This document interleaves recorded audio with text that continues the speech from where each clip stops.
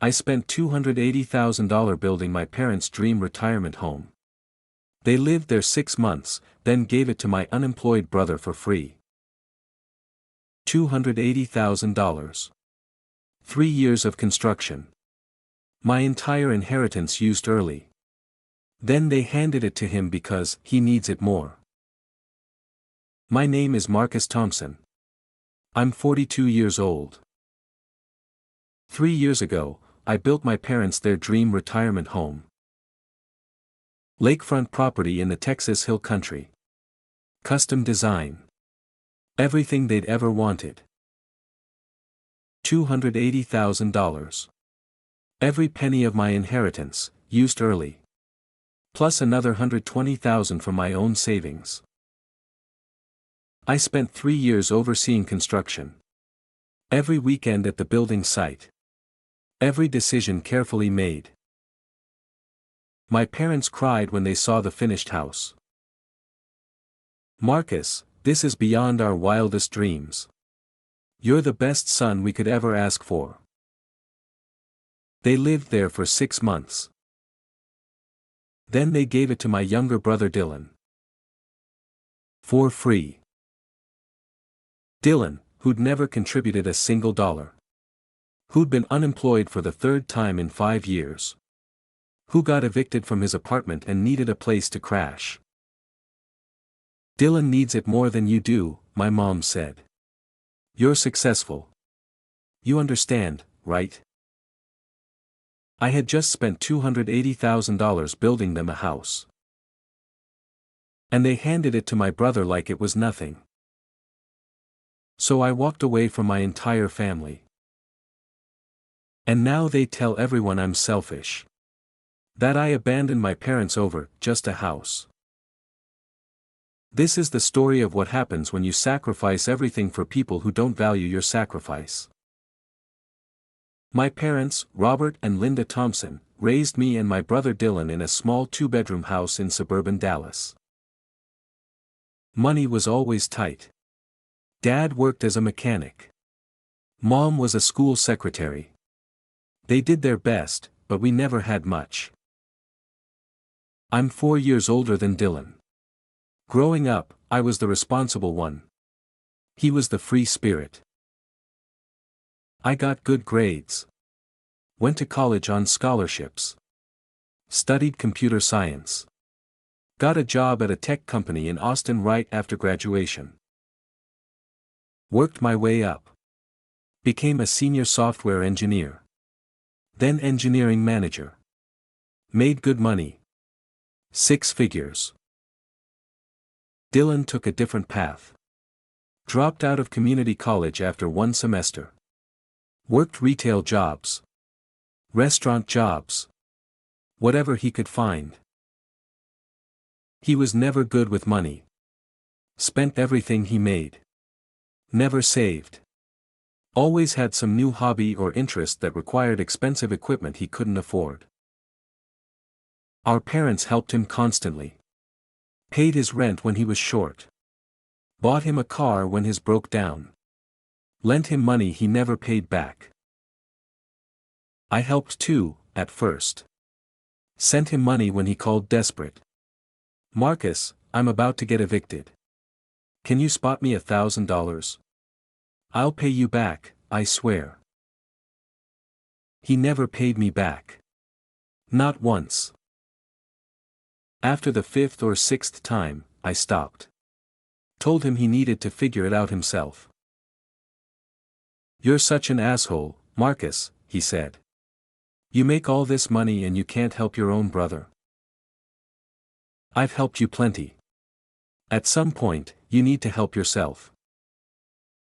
He didn't speak to me for 6 months after that. My parents weren't happy with me either. Dylan's struggling. You could afford to help him. I have helped him. Multiple times. He needs to learn to manage his money. He's your brother. Family helps family. I let it go. Wasn't worth the argument. When I was 35, I got married. Sarah was a product designer. Smart, beautiful, ambitious. We bought a house in Austin. Nice neighborhood. Good schools for the kids we planned to have someday. Dylan was 31. Still bouncing between jobs. Still living paycheck to paycheck. Still calling our parents whenever he needed money. Our parents were in their mid-60s by then. Still working. Still living in that same cramped two-bedroom house. I visited them one weekend. The house was falling apart. Leaky roof. Old appliances. Cracked foundation. "Dad, you need to get this roof fixed. It's going to cause serious damage." "Can't afford it right now. We'll get to it eventually." "What about your retirement savings?" My dad looked embarrassed. We had to help Dylan out a few times. Set us back a bit. My heart sank. "How much?" "It's fine, Marcus. Don't worry about it." "Dad. How much?" He sighed. "About 30,000 over the years. But he's our son. He needed help." $30,000. Their retirement savings. Gone because Dylan couldn't manage his life. I was furious. But I didn't say anything. What was the point? 2 years later, my parents both retired. Dad was 67. Mom was 65. They had modest pensions. Social Security. Not much in savings because of Dylan. I called them to congratulate them. "How does it feel to be retired?" "Honestly? A little scary," my mom admitted. "Money's going to be tight. But at least we don't have to work anymore." "What are your plans? Any dreams you want to pursue?" "Well," my dad said slowly. "We always dreamed of living by the lake. You know that old cabin we used to rent every summer when you boys were kids? We loved it there. But we could never afford lakefront property. So that dream died a long time ago." Something in his voice broke my heart. My parents had worked their entire lives. Sacrificed for me and Dylan. And they couldn't even afford their modest retirement dream. I made a decision that day. What if I helped make that happen? "Marcus, no. That's too much. I want to. You've worked hard your whole lives. You deserve this." Lakefront property is expensive. We could never accept that. "What if I built you a house? Used my inheritance early. Grandma left me and Dylan each $150,000. I could use mine now. Build you something nice. Would you want that?" Silence on the line. Then I heard my mom crying. "Marcus, we can't ask you to do that." "You're not asking. I'm offering. Let me do this for you." More crying. My dad's voice was thick with emotion. "Son, that would be, we don't even have words. Are you sure?" "I'm sure. You deserve to enjoy your retirement. Let me give you this." We started planning immediately. Found a piece of lakefront property in the hill country, about an hour from Austin. 1 acre. Beautiful views. $200,000 for the land alone. I bought it outright with part of my inheritance. Then we designed the house. My parents wanted something simple. 2 bedrooms. 2 bathrooms. Open concept living. Big windows overlooking the lake.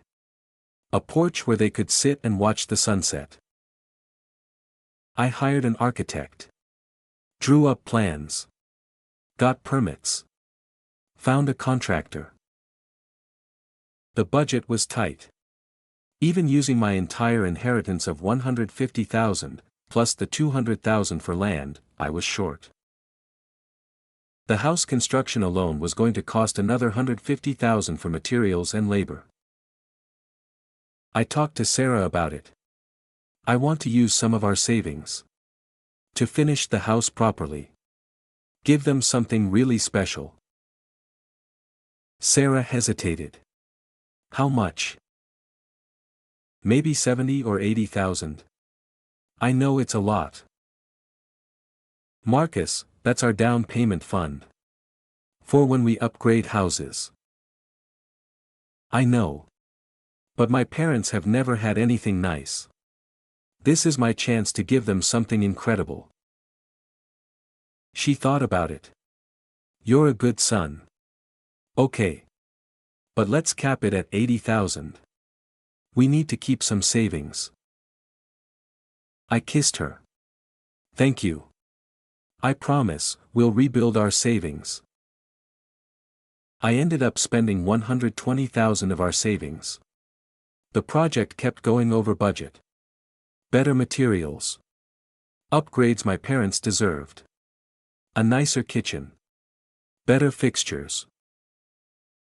Total cost, $280,000. Land, $200,000. Construction, $80,000. Every weekend for 3 years, I drove to the hill country. Oversaw construction. Made decisions. Fixed problems. Dealt with delays.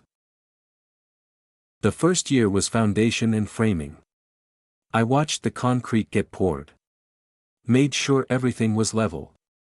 Checked measurements myself because I didn't trust the contractor to care as much as I did. I learned more about construction than I ever wanted to know. Load-bearing walls. Electrical codes. Plumbing rough-ins. HVAC systems. I'd show up Saturday mornings at 7. Work with the crew until dark. Drive back to Austin exhausted. Sarah packed me lunches. You're going to wear yourself out. It's almost done, I'd say. Every week. For 3 years. The second year was interior work. Drywall. Flooring. Cabinets. Tile work. I agonized over every choice. What kind of flooring would my parents like? What cabinet style? What color tile for the bathrooms? I brought my mom out a few times to choose things. She was overwhelmed by the options. Marcus, you decide. We trust you. No, Mom. This is your house. You should choose what you want. We spent an entire afternoon picking out tile for the master bathroom. She kept saying everything was too expensive. Don't worry about the cost. Just pick what you like.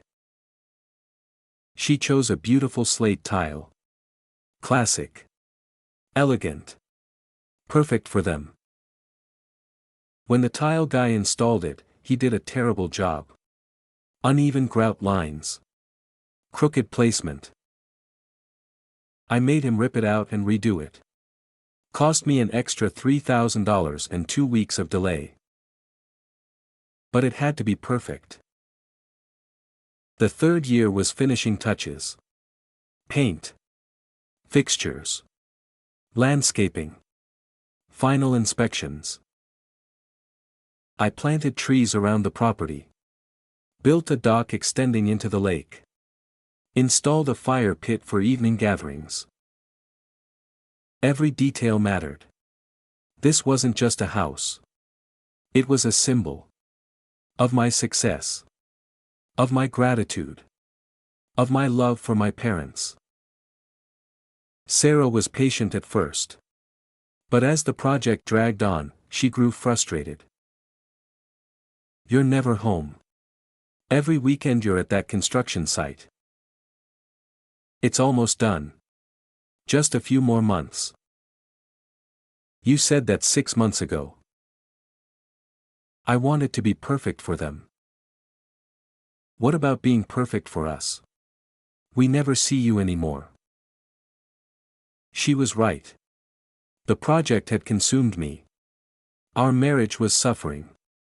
We'd postponed trying for a baby because I was never around. I'm sorry. After this is done, I promise. We'll focus on us. I hope so. Because I'm starting to feel like you care more about that house than about our life together. That hurt. But I couldn't deny there was truth to it. I'd become obsessed. Every weekend. Every spare thought. All focused on building this perfect retirement home. But we were so close. I couldn't stop now. I hired an interior designer for the final staging. $5,000 to make it look magazine-worthy for the big reveal. Bought new furniture. $12,000. Delivered and arranged before my parents saw the house. Had professional photos taken. Another $1,000. Wanted to give them framed prints of their beautiful new home. Looking back, I went overboard. Way overboard. But I wanted everything to be perfect. Finally, after 3 years, the house was finished. It was beautiful. Everything my parents had dreamed of and more. Custom woodwork. Stone fireplace. Huge windows with lake views. A wraparound porch. Master bedroom with an ensuite bathroom. Guest room for when Dylan or I visited. Modern kitchen with stainless appliances. I brought my parents out for the big reveal. Blindfolded them in the car. Drove them up the long driveway. Okay, you can look. They opened their eyes. Stood there staring at the house. Their house.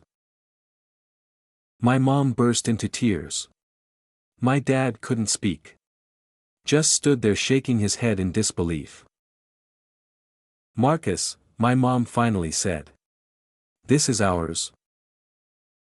This is yours. Your dream retirement home. Paid for. No mortgage. Just enjoy it. They hugged me. Both crying. My dad kept saying, I can't believe you did this. I can't believe you did this for us. You deserved it. You worked hard your whole lives. This is my thank you. We spent the day moving them in. Their furniture from the old house looked small in the new space, but they didn't care. My mom kept walking from room to room, touching the walls, looking out the windows. I feel like I'm dreaming. My dad sat on the porch, looking at the lake. I'm going to sit here every morning with my coffee. Watch the sun come up. Thank you, son. You gave us something we never could have had. I felt incredible. Proud. Happy. This was worth every penny. Every weekend. Every sacrifice. Dylan showed up later that evening. I'd invited him to the housewarming. He walked through the house. Didn't say much. Looked uncomfortable. Finally, he pulled me aside. This is crazy, Marcus. You spent how much on this? Does it matter? They're happy. It's just, you didn't have to go this big. A smaller house would have been fine. I wanted to give them the best. They deserve it. He shook his head. Must be nice to have that kind of money to throw around. It's not throwing it around. It's an investment in their happiness. Whatever, man. I'm happy for them. But he didn't seem happy. He seemed resentful. My parents lived in that house for 6 months. They loved every minute. Mom sent me photos constantly. Look at the sunset tonight. Your dad caught a fish off the dock. We had neighbors over for dinner. They seemed genuinely happy. At peace. Living their dream retirement. Then Dylan lost his job. Again.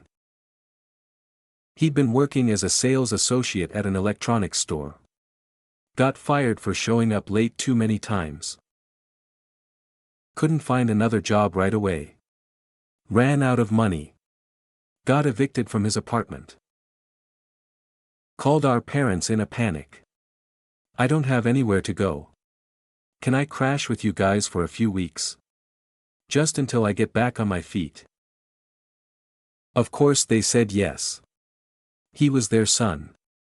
He needed help. Dylan moved into the guest room. The one I designed for when I visited with Sarah. It's just temporary, my mom assured me when she called to tell me. A few weeks, maybe a month. Until he finds a job. Okay. I hope he gets back on his feet soon. A month passed. Dylan hadn't found a job.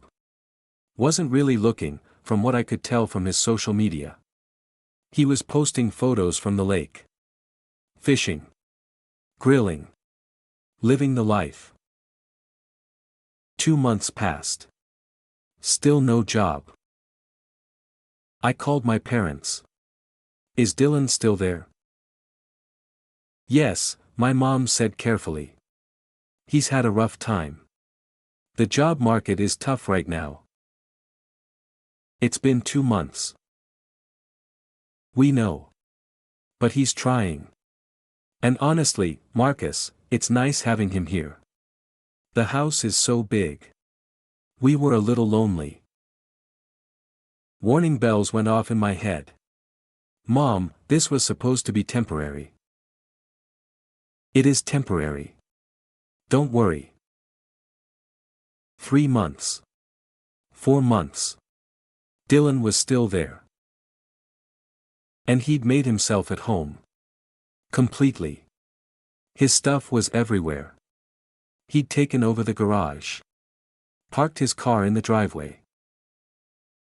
I drove out to visit on a Saturday. Wanted to see what was going on. Dylan answered the door. In his underwear. At 2 in the afternoon. Oh, hey Marcus. Didn't know you were coming. Just wanted to visit. Where are mom and dad? Grocery shopping. They should be back soon. I walked into the house. It was a mess. Dylan's mess. Fast food containers on the counter. Dishes piled in the sink. Beer bottles on the coffee table. Dylan, what the hell? This place is a disaster. Relax, I'll clean it up. You've been here for 4 months. Have you found a job yet? I'm looking. It's tough out there. Are you? Because it looks like you're just living rent-free in the house I built for our parents. Whoa, don't get all high and mighty. Mom and Dad said I could stay. Temporarily. Well, it's their house. If they want me here, that's their choice. I wanted to argue. But he was right. It was their house. Their choice. When my parents got home, I talked to them privately. Dylan's been here for 4 months. When is he leaving? My mom looked uncomfortable. We've been meaning to talk to you about that. About what? My dad spoke up. Dylan's having a really hard time, Marcus. He's depressed. Struggling. He needs stability right now. So you're just letting him live here indefinitely? For now, my mom said. Until he gets back on his feet. He's not going to get back on his feet if you keep enabling him. We're not enabling him. We're helping him. He's our son. I'm your son too. And I built this house for you. Not for Dylan to mooch off. Marcus, my dad said firmly. We appreciate what you did. More than you know. But this is our house now. And we decide who lives here. I left frustrated. But what could I do? They were right. It was their house. 2 more months passed. Dylan was still there. Still unemployed. Then I got a call from my mom. Marcus, can we talk? Your father and I have been discussing something. We want your input.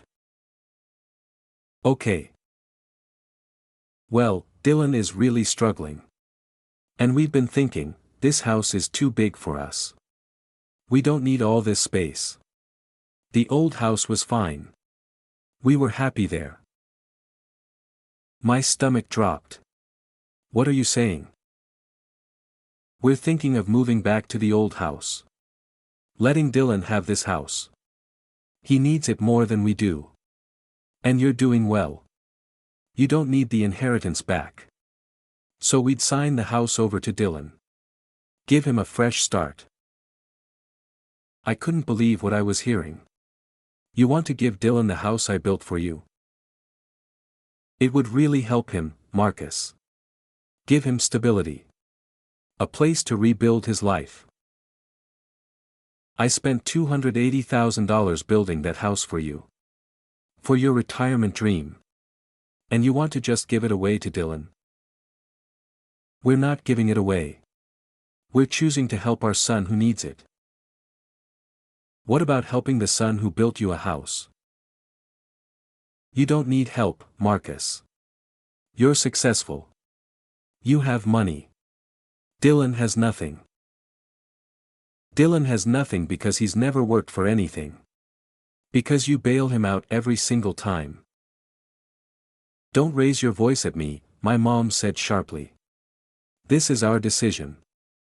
We wanted to tell you before we did it, out of respect. But it's happening whether you approve or not. I was shaking with anger.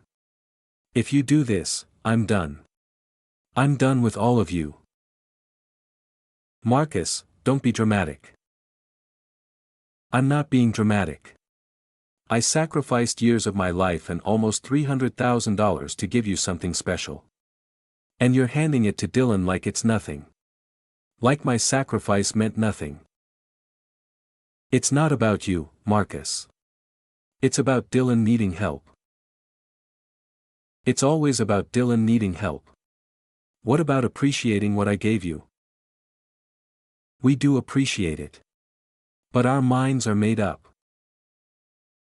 I hung up. 2 weeks later, they transferred the deed. The house I built was now Dylan's house. My parents moved back into their cramped old house with the leaky roof. Dylan posted on Facebook photos of his new lake house. Blessed to have this amazing place. New chapter begins now. People commented. Wow, beautiful house. You're so lucky. Congrats. No mention of me. No mention of who built it. Who paid for it. I blocked Dylan on everything. Blocked my parents too. They tried calling. I didn't answer. My mom left voicemails. Marcus, you're being childish. It's just a house. Family is more important than material things. Call us back. Just a house. The house I built with my inheritance and my savings. The house I spent 3 years of weekends building. The house that was supposed to represent my love and gratitude for them. Just a house. I told Sarah what happened. She was furious. After everything you did? They just gave it to Dylan. Yep. That's insane. You have every right to be angry. They think I'm being selfish. You're not being selfish. They are. They took your incredible gift and handed it to someone who did nothing. That's the definition of taking you for granted. I appreciated her validation. But it didn't make the pain go away. My extended family got involved. Aunts, uncles, cousins. All with opinions. Half of them sided with my parents. Dylan needed help. Your parents were being generous. You should be happy for your brother. The other half understood my position. That was your gift. They had no right to give it away. Especially not to the son who never helps them. But the family pressure was intense. You're tearing the family apart over a house. Forgive them. Move on. Life's too short to hold grudges. I didn't budge. 6 months passed. No contact with my parents or Dylan. Then my dad had a heart attack. Not fatal, but serious. My aunt called me. Marcus, your father is in the hospital. You need to come see him. Is he okay? He's stable. But he's asking for you. Please come. I went. Not because I'd forgiven them. But because he was my father. And I didn't want to regret not being there if something happened. He looked old in that hospital bed. Frail. Nothing like the strong mechanic I grew up with. Marcus, he said weakly. I'm glad you came. How are you feeling? Been better. Listen, I need to say something. In case, you know. In case something happens. Dad, you're going to be fine. Just let me say this. I know you're angry about the house. I understand why. But Dylan really needed help. He was in a bad place. We thought we were doing the right thing. By giving away my gift. It was our house to give, son. You gave it to us. What we chose to do with it was our right. Your right. It was your right. Just like it's my right to decide I don't want to be part of this family anymore. Don't say that. You made your choice. I'm making mine. My mom was in the corner of the room. She spoke up. How can you be so cold? Your father is in the hospital and you're still angry about a house. I'm not angry about a house. I'm angry about being taken for granted. About sacrificing everything and having it mean nothing to you. It meant something. We were grateful. But we had to make a choice for Dylan's well-being. And in making that choice, you lost me. Congratulations. I left the hospital. My dad recovered. But we never reconciled. It's been 2 years now since they gave Dylan the house. Dylan still lives there.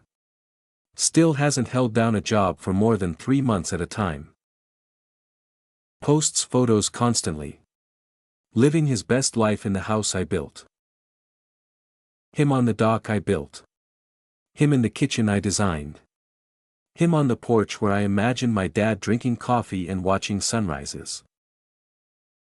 Every photo is a knife in my chest. But I don't look anymore. Blocked him on everything. My parents still live in their old cramped house. They could have had their dream retirement. But they chose to give it away. I drove by their old house once. 6 months after everything happened. Don't know why. Curiosity, maybe. The roof still leaks. I could see the stains. The house looks even more rundown than before. They're living in that. While Dylan lives in luxury. And they're still angry at me. Still think I'm being unreasonable. They tell relatives I abandoned them. That I chose money over family. That I'm bitter and selfish. I heard it all through the grapevine. My Aunt Martha called me.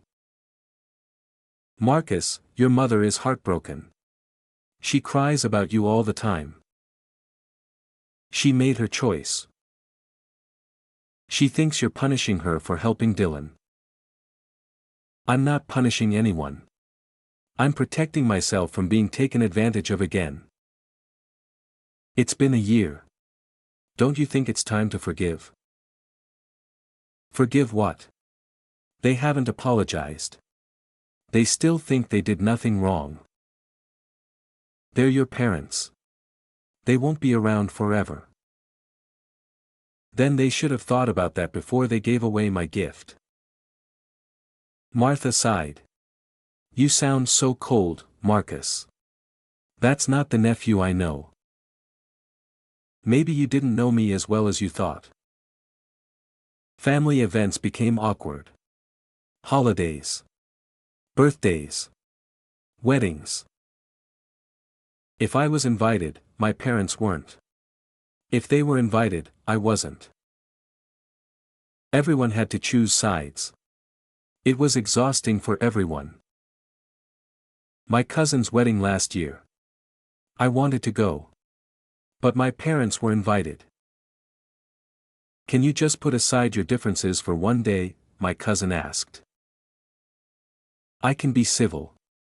But I'm not pretending everything is fine. That's all I'm asking." I went. My parents were there. Dylan too, surprisingly. Usually, he didn't show up to family events. We avoided each other all night. Didn't speak. Didn't make eye contact. But I felt everyone watching us. Whispering. "There's the Thompson family drama." It was humiliating. For all of us. Near the end of the night, Dylan cornered me by the bar. "You know, you've really hurt Mom and Dad with this silent treatment." "Hurt them? I built them a house, Dylan." "Yeah, and then threw a tantrum when they tried to help me." "Threw a tantrum? They gave you a $280,000 house. That I paid for. They gave me a place to live when I needed it. That's what family does." "What about what I needed? I needed them to value my sacrifice." "Everything isn't about you, Marcus. Some of us actually need help. You've always had it easy." I laughed bitterly. I had it easy. I worked my ass off. Paid my own way through college. Built a career. Made good choices. You call that easy? You have money. That makes life easy. I have money because I earned it. You could have money too if you'd ever stuck with anything. Not everyone can be perfect like you, Marcus. I'm not perfect. But I don't expect everyone else to solve my problems for me. He shook his head. "You're never going to get it. You're so far up on your high horse, you can't see how much you've hurt people." I hurt people. By building them a house. By making everything conditional. By taking it away when you didn't get your way. I didn't take anything away. I built it for them. They gave it to you. Same difference. It wasn't the same difference. But there was no point arguing. My mom sent a letter last month.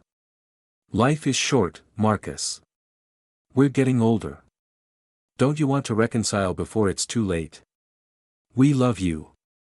But you need to let go of this resentment. It's poisoning you." The letter made me angry. Even now, they couldn't admit they'd done anything wrong. It was all on me. I needed to let go of resentment.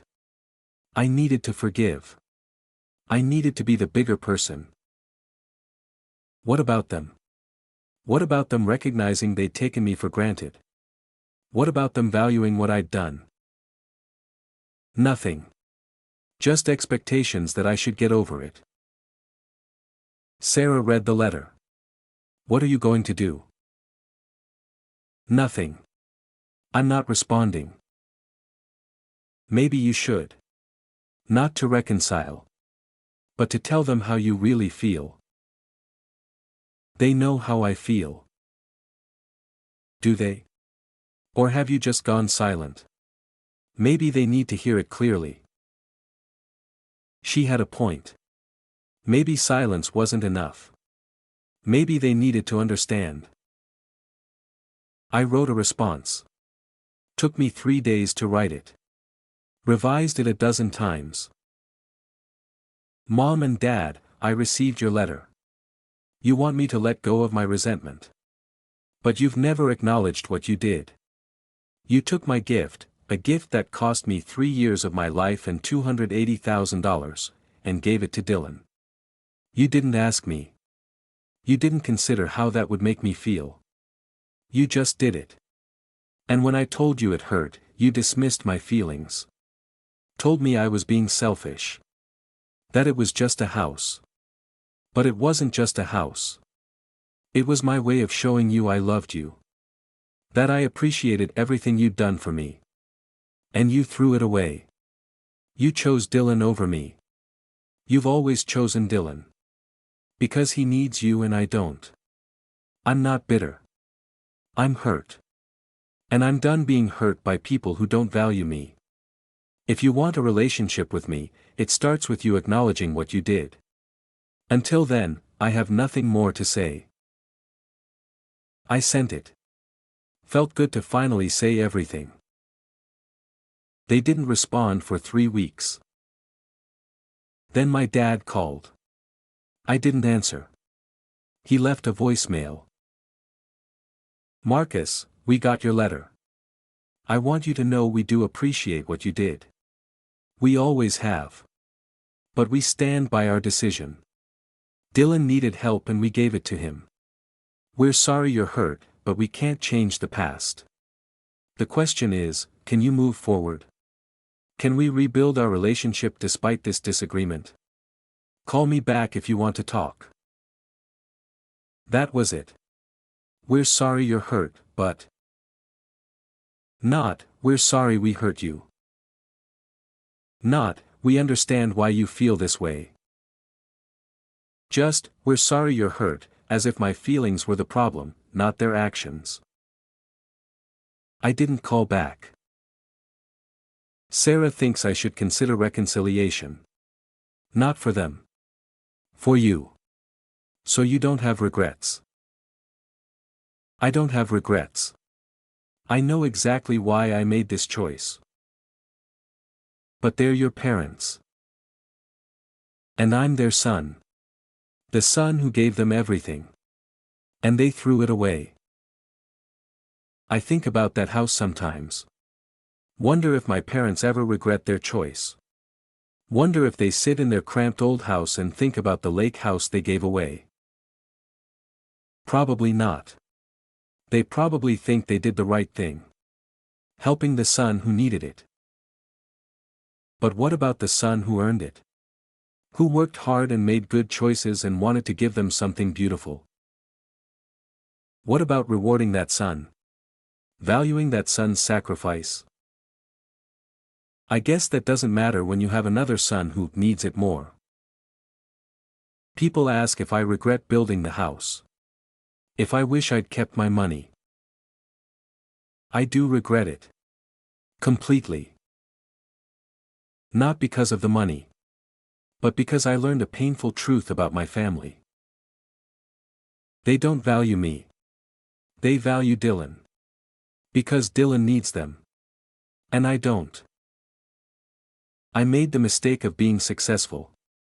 Being responsible. Not needing constant help. And in their eyes, that meant I didn't deserve their appreciation. didn't deserve to have my gift respected. $280,000. 3 years of work. My entire inheritance and a big chunk of my savings. All of it handed to my brother. Who did nothing. Contributed nothing. Earned nothing. And I'm supposed to be okay with it. Because, family helps family. But apparently, that only goes one way. I help Dylan. Dylan helps himself to what I built. And I'm supposed to smile and accept it. I won't. I've built a new life without them. Sarah and I are doing well. We had our first baby last year. A daughter. Emma. My parents don't know. They're not part of our lives anymore. Dylan doesn't know either. Still posting his lake house photos. Still oblivious to what he destroyed. Maybe someday I'll forgive them. Maybe when I'm older, I'll regret cutting them off. But right now, I'm at peace with my decision. I set a boundary. I said, if you do this, I'm done. And when they did it anyway, I followed through. That's not being selfish. That's having self-respect. You can't treat people like their sacrifices don't matter and expect them to stick around. You can't give away someone's heartfelt gift to the person who never gave you anything and expect gratitude. You can't enable one child while taking the other for granted and expect a happy family. My parents made their choice. They chose Dylan. So I chose myself. And I'm not sorry. The lake house still stands. Dylan still lives there. My parents still defend their decision. And I'm still gone. That's the price they paid for giving away something that was never theirs to give. Not the physical house. That was legally theirs. But my respect. My presence. My willingness to be taken for granted. Those were mine. And I took them back. Have you ever given a massive gift only to have it given to someone else? Have you ever been expected to just accept being taken for granted by family? Have you ever been told you're selfish for having boundaries? Share your story in the comments. Sometimes the people who should value you most are the ones who value you least. If you believe that you can't give away someone's $280,000 gift to the sibling who never helped and expect no consequences, hit that like button and subscribe. Because family isn't about accepting whatever they do. It's about mutual respect. And when that's gone, sometimes walking away is the only option. #I built their dream home.